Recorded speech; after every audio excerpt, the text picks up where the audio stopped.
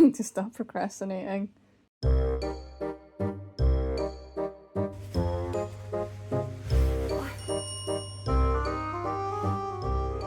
Hiya, welcome to the channel.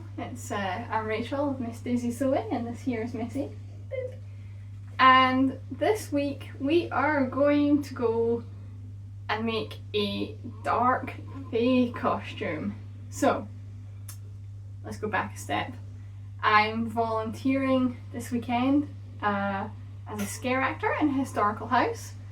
I've done this before. This is actually my outfit from last year that I made. It was last year I was a witch and hair in front of the face, ring style. It was an absolute scream. It was great fun.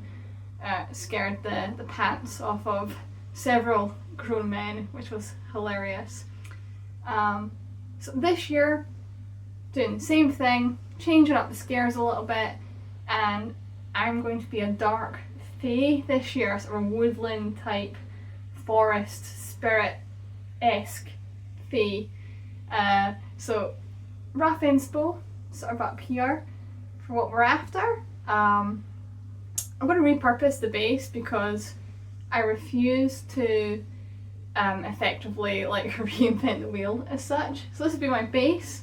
I'm going to do like a black veil over it and add loads of bones and leaves and like an antler crown, sort of going from the inspo there.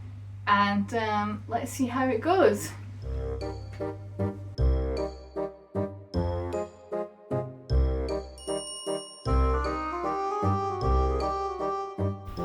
So for the crown, I started off with some coat hangers just to get that sort of foundation. And then it's the old tinfoil trick, trying to build it up into the shape I liked before using some foam clay just to actually make it a solid thing. I'm quite new to foam clay, so this is my first sort of big project with it, and I was really pleased with how the shape came out in the end.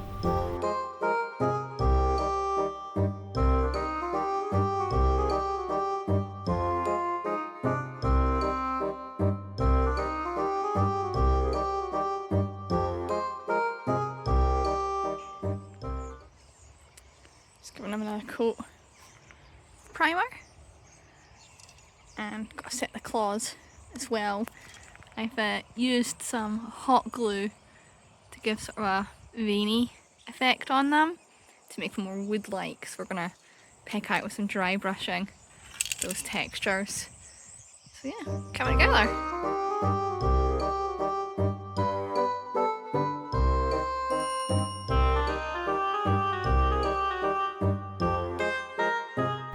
So here I am with the foam clay again, making some little tiny bones. I had this idea about them being scattered down the back of the cloak, and I want some like dangling on the crown as well. I'm also not afraid to rope in friends and family when needed. So this is actually my sister here making a tiny little bird skull, and she was really good at making these really quickly. So massive thanks again for helping with those. They really did make the outfit in the end, in my opinion.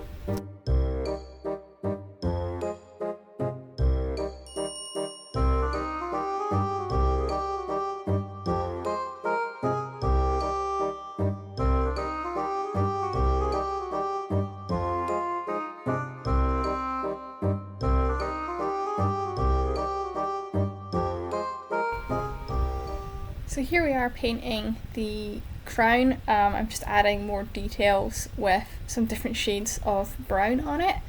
I also used the same technique with the hot glue I did on the claws, this time to get some sort of mossy draping, and I was really pleased with how that came out.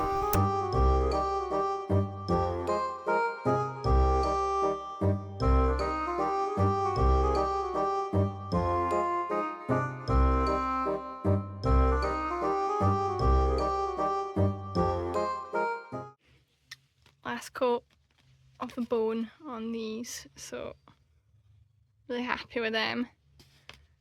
And then that's the bone colouring on these, which is sort of taken off the bright white for all my little bones. So getting there, getting there. And then we moved on to the cloak at this point. I wanted it more like a veil actually, so that's me sort of trimming out the front and trying to even out the shape on the edges before we start to attach the crown. I'm not gonna lie, I really wanted those ram's horns to work. I tried really hard. It's just me sort of trying to weather them, make them look a bit more aesthetically matching, but in the end it was just too clunky, so I had to remove them. And at this point we're now starting to get the leaves on. Initially I started sewing them, which is what you can see me doing here, and then I had to give up and got the hot glue out because life is too short and I was on a time crunch.